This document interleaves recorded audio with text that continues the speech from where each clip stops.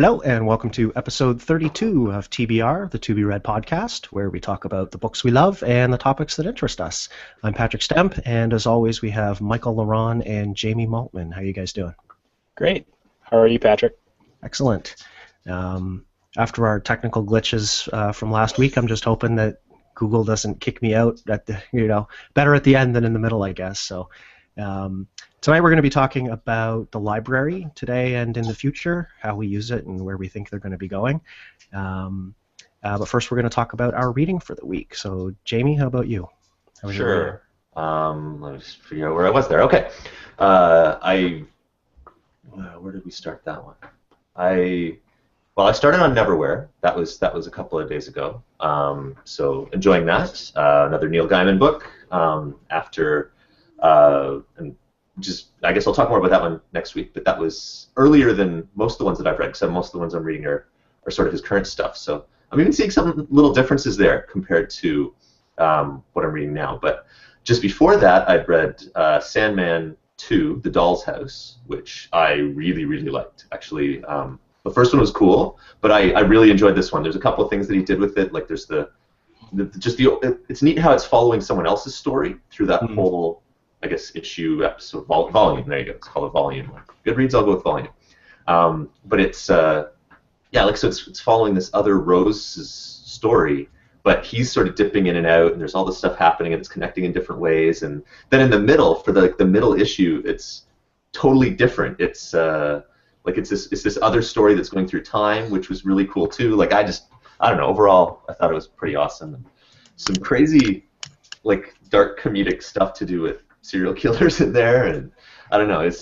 Overall that was a good one. I finished reading the Earl of Brass by Kara Jorgensen, which is an indie book that I'd been from. There's a group that I take a look at. There's some reads that might come up from there, and this was one I think that had been nominated in that group a few months back.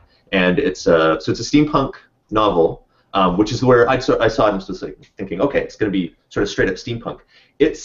I'd put a different twist on it. It's more like a Victorian novel with some steampunk and speculative twists to it. So it's got much more of that sort of leisurely pace, sort of the language. Might even be ten literary in some ways. But overall, it was a neat one. I enjoyed I enjoyed the beginning.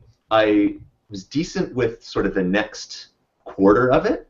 But then I was actually starting to waver a little bit, but then I hit a spot around maybe 40% of the way through where I really enjoyed it from that point forward. It was sort of the relationship parts of it were connecting more, and then they go off to do some archaeological dig stuff, but they've got some neat things, and once it goes into that side, and I really liked it, and the neat stuff that they uncovered was really, really cool. And then there's some societal, a lot of sort of how people, the man and the woman fit into society and aristocracy, and so it's very much like Victorian novel-ish stuff, but with this steampunk side to it. So overall, I did quite enjoy it.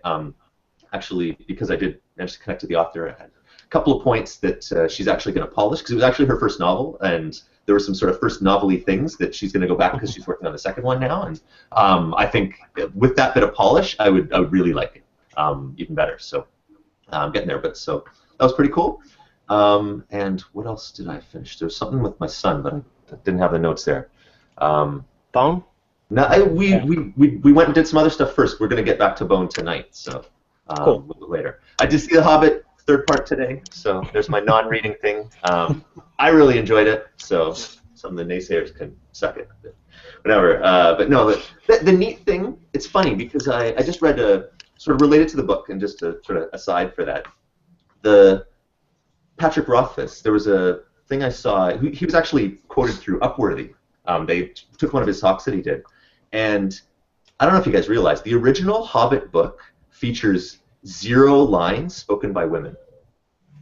There's 3 women even named in the whole book, and it's you're the son of Belladonna Took, and so is the mother of Balin and Dwalin or something like that. It was literally, those are the only references to women in the whole thing. So the fact that most of the divergences in the movie from the book are including women and making speaking parts for women and making things about either protecting women or women kicking butt and doing different stuff, I'm pretty cool with. And I think definitely makes it, it's even trending somewhere towards not being as ridiculously male-dominant as the original book was. That, when you're a kid, you don't realize that stuff. But anyway, there's a little soapboxy stuff, but I agree with Patrick Rothfuss and everything he said there. And there you go. So that was my week. Okay. How about you, Michael? Well, not quite as an eventful week as Jamie, but I was actually pretty negligent in my reading this week. I'm still getting through American Gods. That's I've kind of been in the middle where it kind of hits a little bit of a lull, and I'm starting to get back into it. Is that in the town? Like when he moves to the town? Yeah. Kind of stuff? Okay, yeah. Yeah, I won't spoil it, but No. yeah, so I'm into that. I still like it. I still like it a lot. And then I read Reader Magnets by Nick Stevenson, which he's kind of an indie author that's kind of rising to prominence these days. He's got all kinds of stuff that he's coming out with. And it's just basically, it was a free ebook on Amazon. It just basically talks about how to build your product funnels and things like that. So it was pretty interesting. And then that's pretty much all I read, although I have been taking a lot of video courses. I took a course with, or a lecture with Christine Catherine Rush, which I would kind of consider that reading, which is how to think like a science fiction writer. So I took a lot of notes. It was pretty cool. And that's been my week. Hopefully I can get into it and finish American Gods next week or the week after that or someday. So was that a course on her website, or was it on Udemy, or? It was on Dean Wesley Smith's website. Oh, okay. Yeah, he and I guess they have a lecture series, and each one of them does a different lecture. And since I'm writing a science fiction novel right now, I figured, well, I'm kind of a fish out of water, so I wanted to have something to take notes on, and from someone who actually won a Hugo, why not, right? Mm-hmm. So that was my week. How about you, Patrick? It was good. But before so do you want to send me the details on that course? Oh yeah, you bet. Offline, obviously.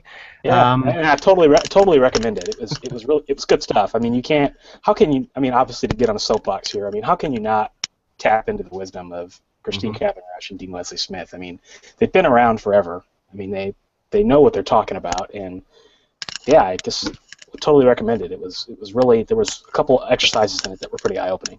So. Okay, cool.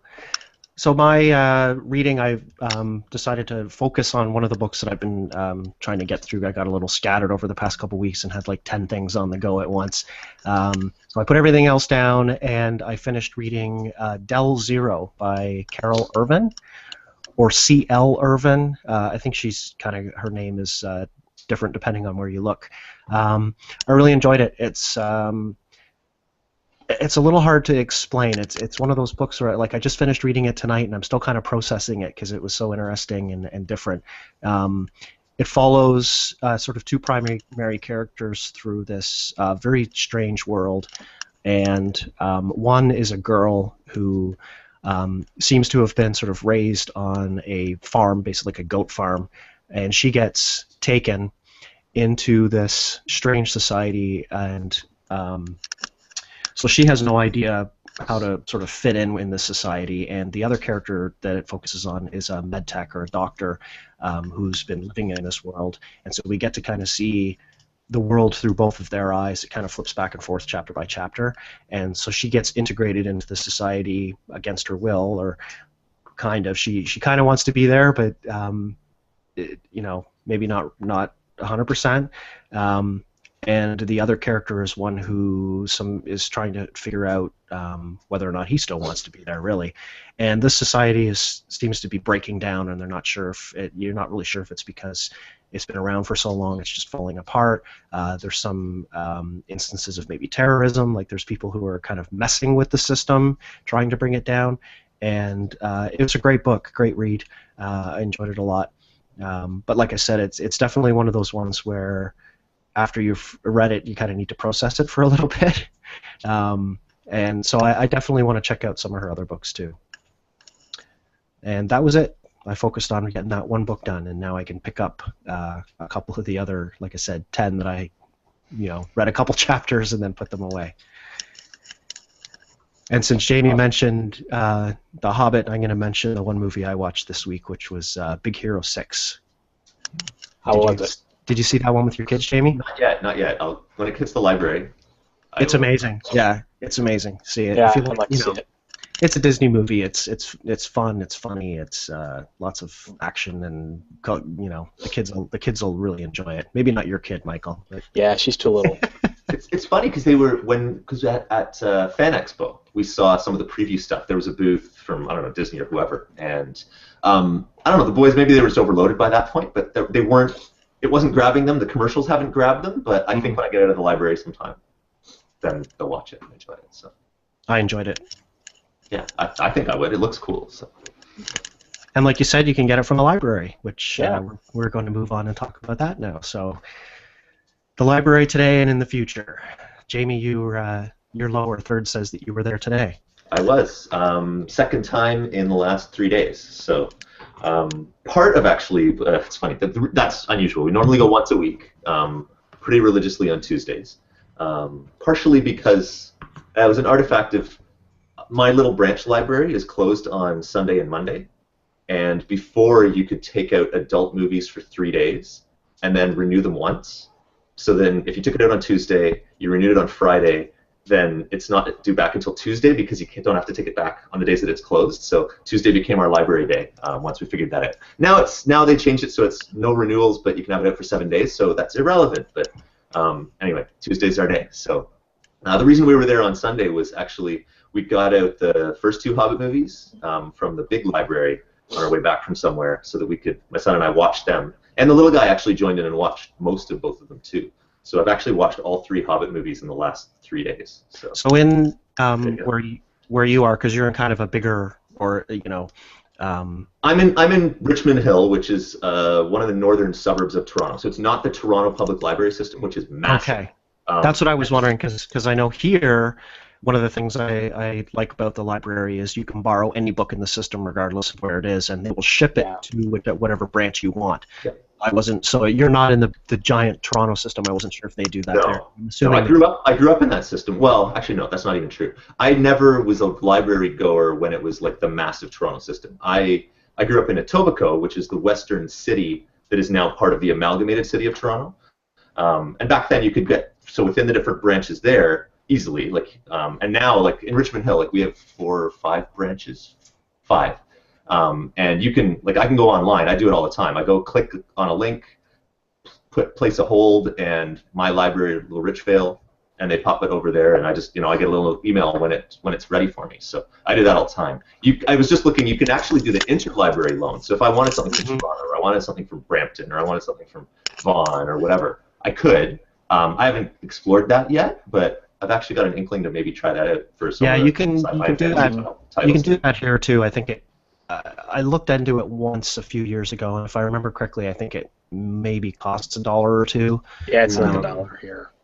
It's pretty interesting. I mean, all you need is here in the Des Moines system. I mean, we've got 7 libraries that are all together, and they're all connected. And all you have to do is call a hotline, just talk to a librarian, and tell them the title of the book you want, and they make it happen, which is pretty cool. And I love the library and used it, especially over the last few years, a ton. But over this past year, I've noticed since I got my Kobo and my Kindle, I've kind of backed off on that a lot. I haven't used it nearly as much. I'll use it for a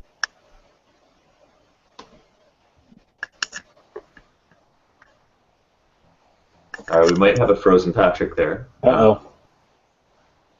We'll wait for him to pack up and. Last week all over again. Do you want to pick up, and do you want to talk a little bit about what you're doing at the library? Yeah, I love the library. I mean, I grew up in the library. I don't know if you guys had this in Canada, but one of the cool things when I was at elementary school, my elementary school had a little tiny library. I mean, it was like a closet.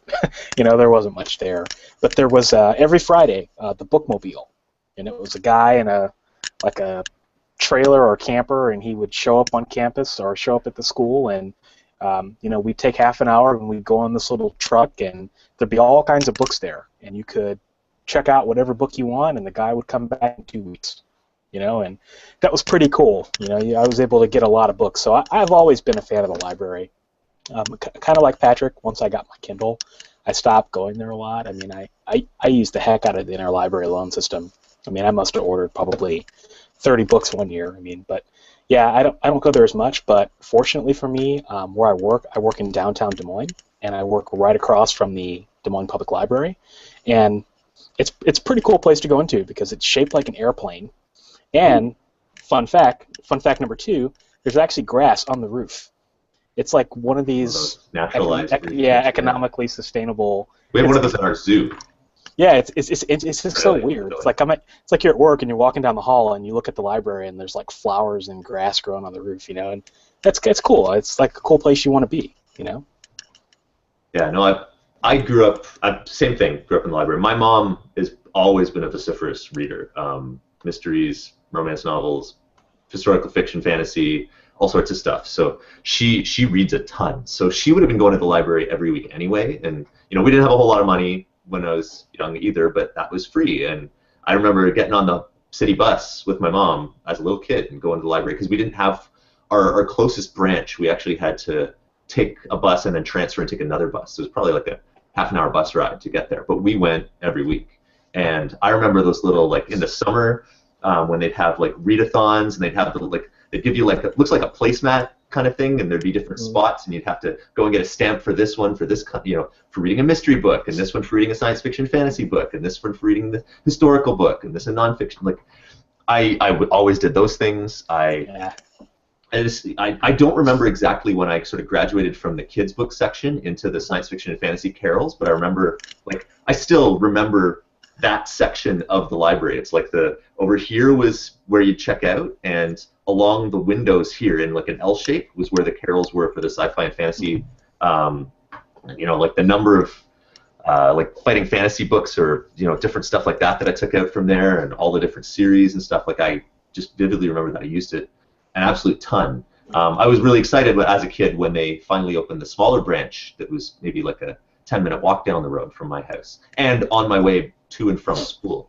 It was really a nice thing too. So we used to stop by there on the way home from school probably a couple of times a week. But I just, you know, as a kid I read a ton. We didn't buy a whole lot of books, but you know, I beat it up. I went there a ton.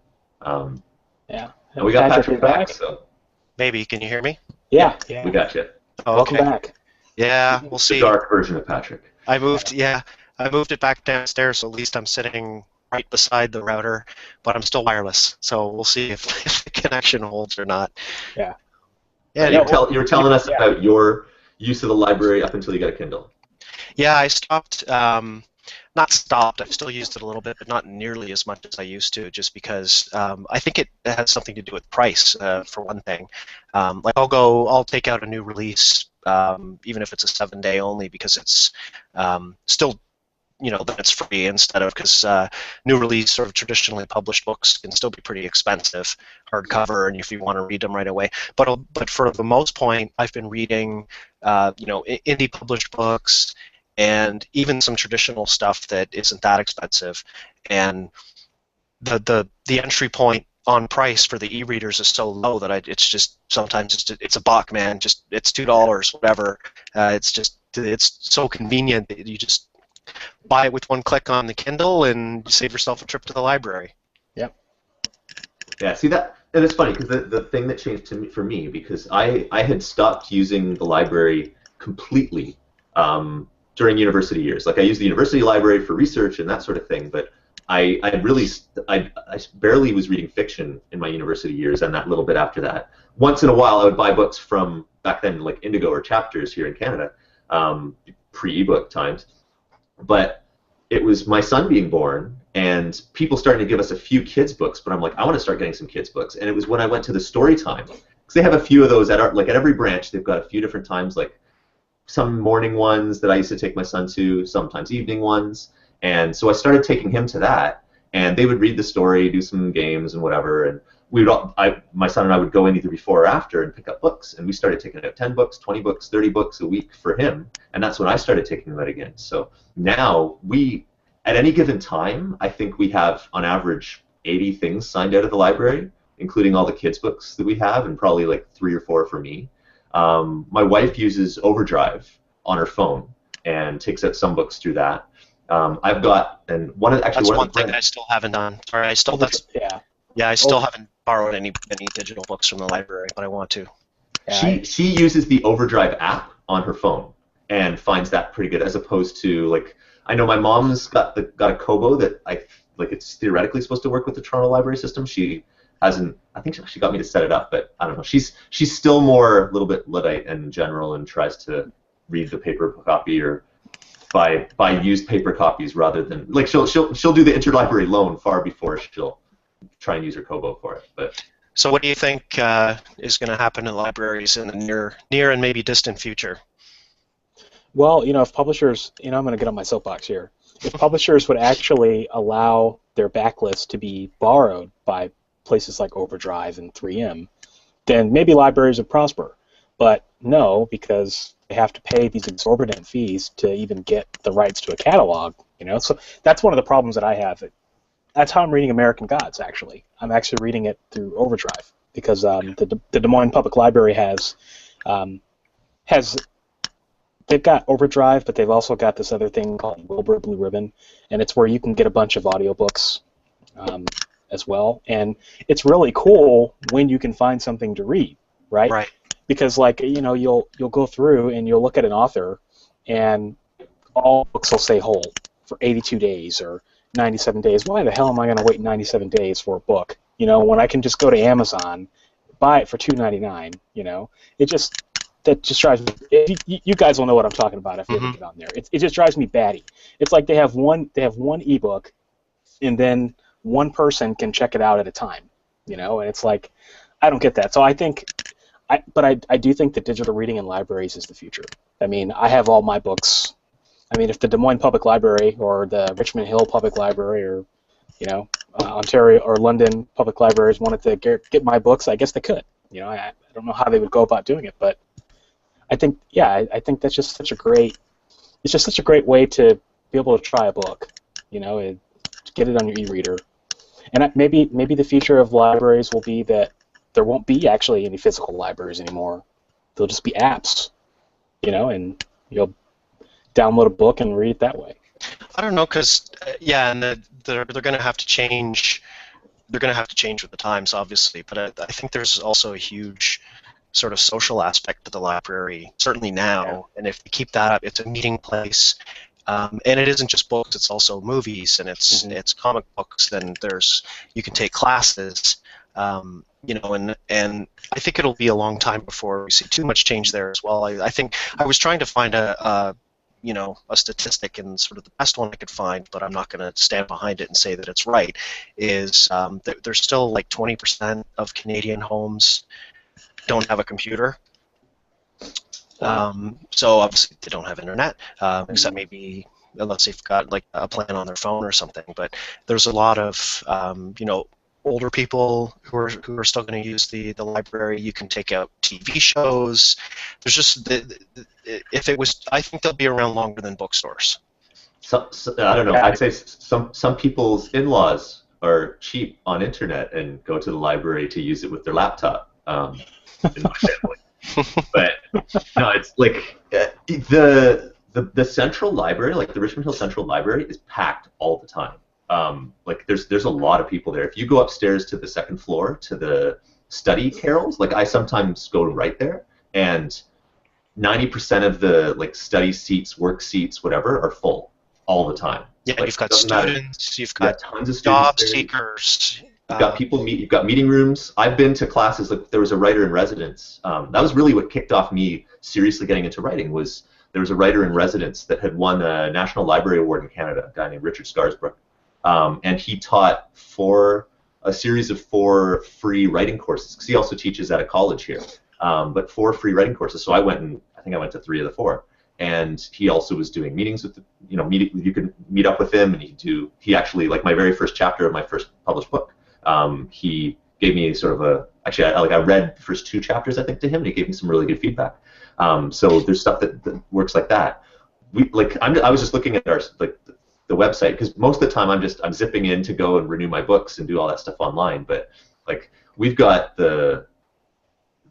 tons of stuff going on, like as well as Overdrive that we already mentioned. And what I find actually is for the stuff that I want to read, there's a ton of audiobooks on Overdrive that I don't have the time to, because just I read in the time that I read, and I barely keep up with the podcasts on my listening time because I don't have a commute. But man, like a lot of the stuff that I'd like to read, they've got new audiobooks for it. They've got Free Gal for music, where you can download music.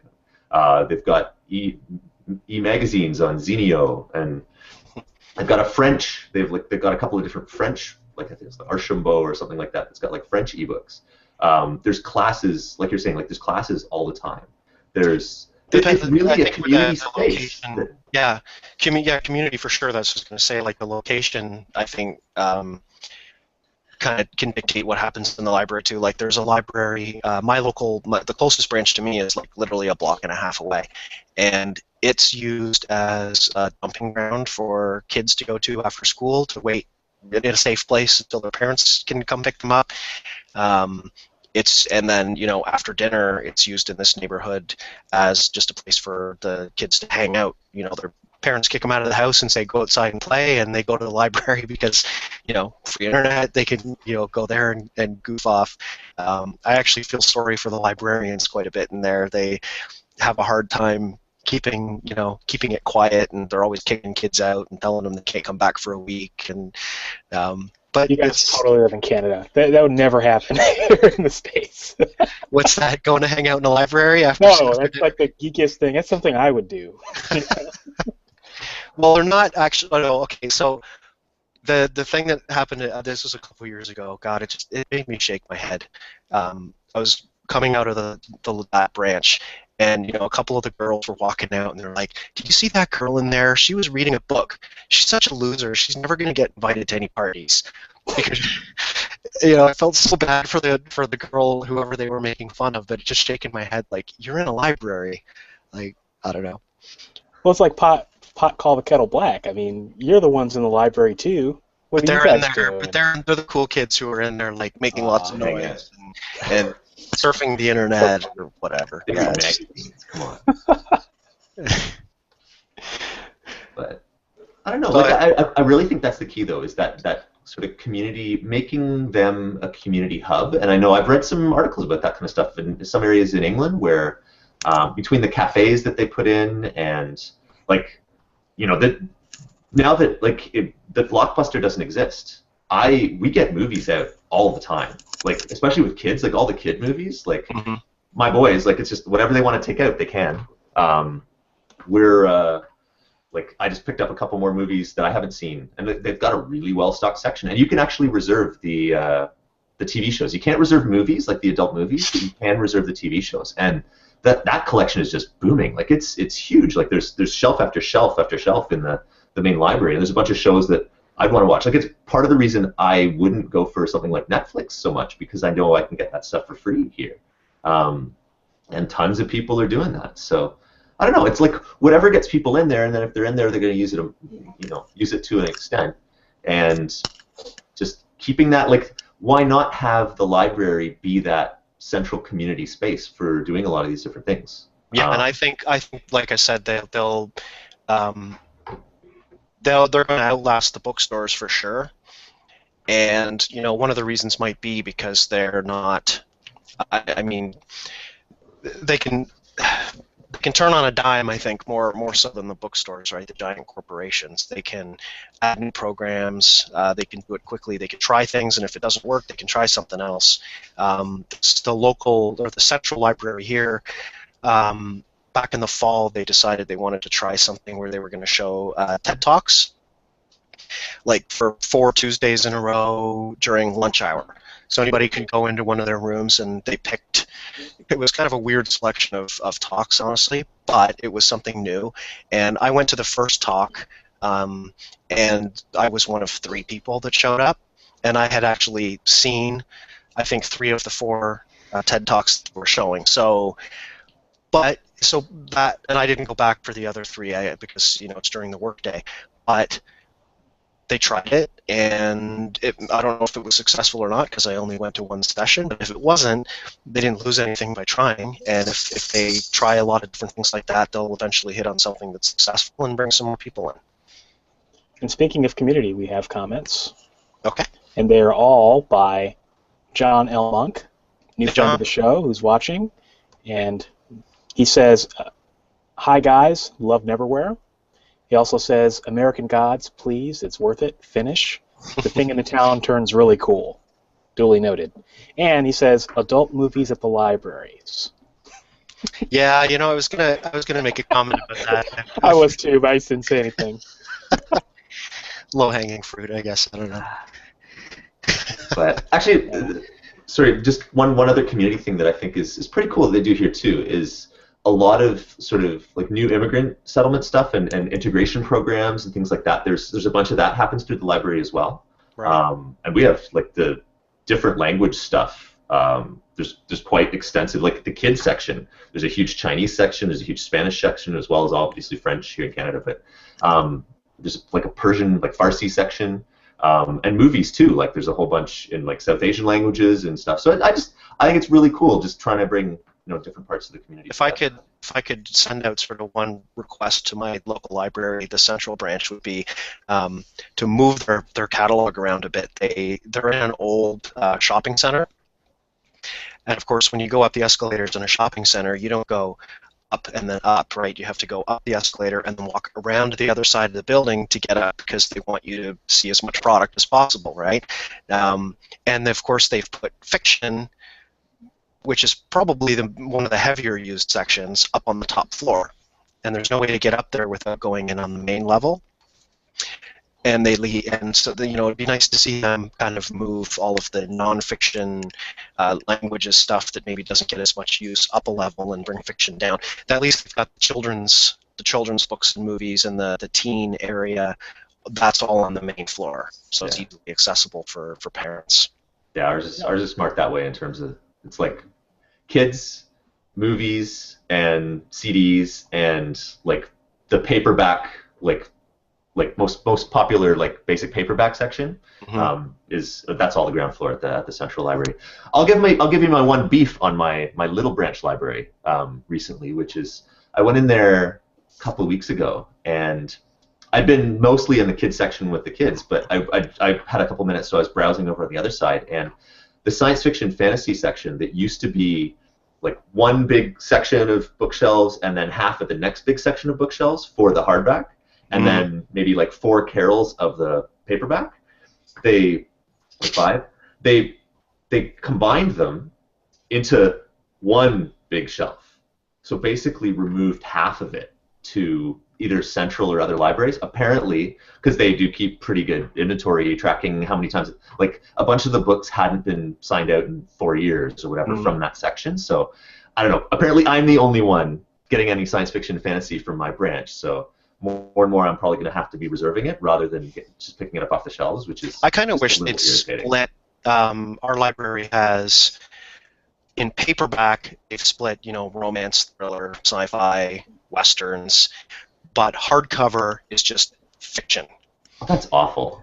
Yeah, so it's just one giant section with all the hardcover books. So I mean, typically what author you're looking for, if but if you just want to browse, and of course there's the paperback section is tiny, like two little rows even at the central branch. And so the paperback section is just massive, but it's every genre, imaginable pretty much in fiction. So it makes it a lot harder if you do want to browse by genre to find something new and interesting.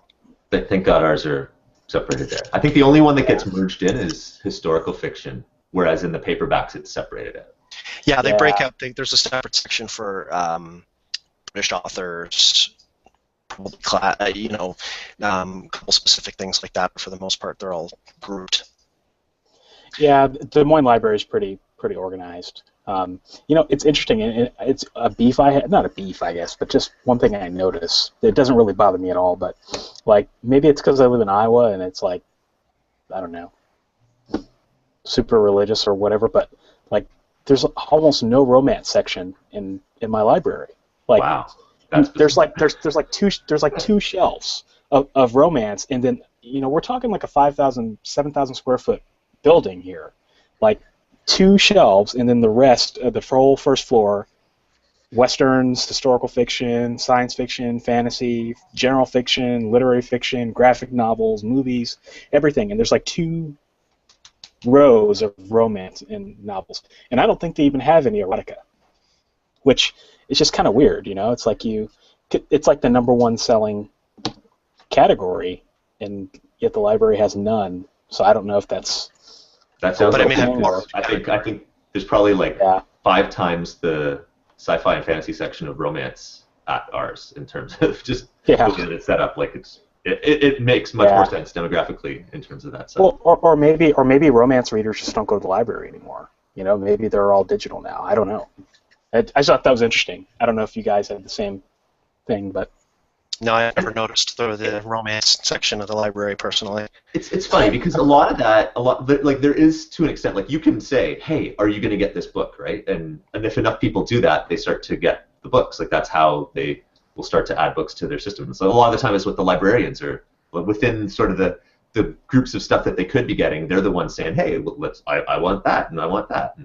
But it is theoretically there's a portion of it that's demand driven. But I wonder if in that environment you're not going to see people saying, hey, I want more romance, because they'll feel weird in that setting, right? I've recommended books in the past, like sci-fi and stuff like that, and even just even if it's stuff that they're going to get, like if it's a new John Scalzi and maybe they just don't have it in their system yet, because by requesting the book, it kind of puts you on the waiting list for that book.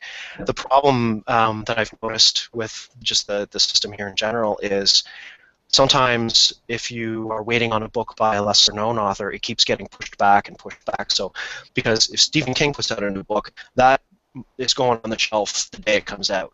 And if a new, Lee Child, new whatever, some maybe B-list authors, I don't know, they can keep getting pushed out. Like there's been books that it's taken them 6 months to get it, whatever, they wrap it up and put the code on it and to get it actually on the shelf and ready to borrow.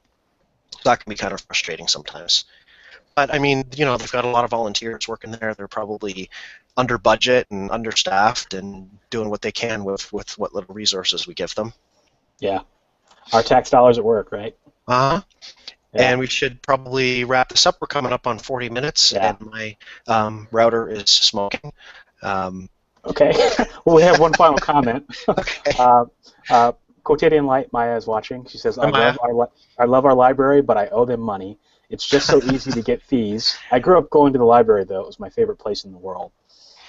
Just wait a couple of years, they'll give you a moratorium, and it'll be like your fees never existed. See, what I say I love the new system, because like mine, I get an email on Sunday every week that shows me every book that's due on Tuesday that week. And so I start from that, and then because I can go online and select all and just click renew, and so like for the kids, like I'll when we read them, we throw them in the book bag to take them back, but otherwise I'm only looking for the ones that were renewed twice that I have to take back now. They're still there, and so that it's a lot easier. Yeah. Movies though, don't have your movies out late, because it's like $1 a day. Yeah, I kept a library book for 10 years once, and then like. That's back when I was a kid. I was like in kindergarten, and my mom checked it out, and like she got a letter in the mail that said, this book it's still due, but because it's been 10 years, we're going to absolve that, and you can come back to the library now. It's just weird, So Maya, if you're watching, I guess you are. I remember a couple of like, stuck in the couch somewhere, and then back then when you had those little cards that they're putting the due dates and stuff. Oh man, that's crazy.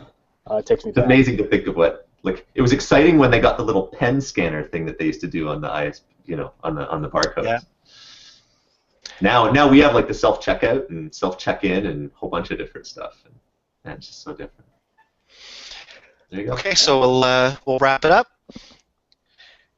So we'd love to hear from you. You can send us an email at tbrpodcast@gmail.com if you have a question, or if you'd like to suggest a topic for the podcast.